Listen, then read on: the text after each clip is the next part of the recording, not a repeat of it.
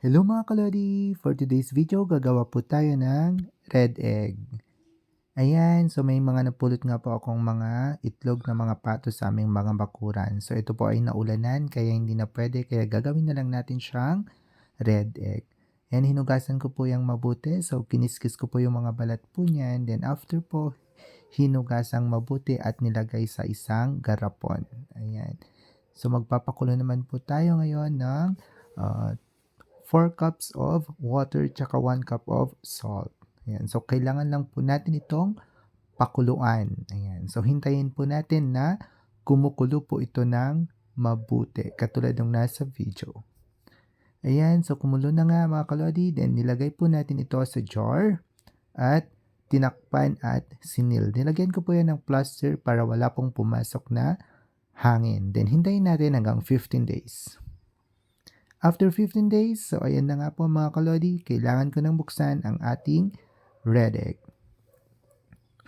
So after nyan, hugasan lang po muna natin ng ganito. Ayan, binabad ko lang po yan sa tubig, then hinango ko lang din, then nilagay ko sa isang kasirola. Ayan, so after nyan, niluto ko po yan ng 15 minutes.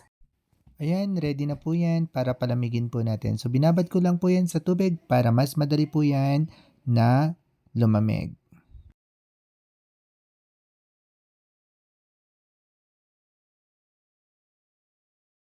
So, ito na nga po mga kalodi, napalamig na po siya. So, minamarkahan ko po yan ng R para alam po namin na red egg po ang mga yan. Bago ko po nilagay sa isang bowl. Ayan.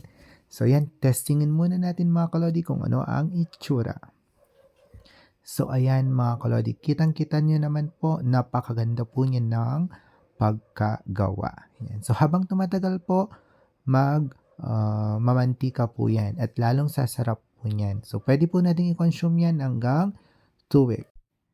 Yan. So, habang tumatagal po yan, sasarap po yan. So, yan lang po mga kalori. Try nyo din po kapag marami po kayong itlog sa inyong mga bahay. Pwede din po yung itlog ng mga manok, itlog ng mga pato, or kahit na ano pong itlog na meron sa bahay po ninyo na nasa bakuran po ninyo. So, that's all mga kalori. Thank you for watching.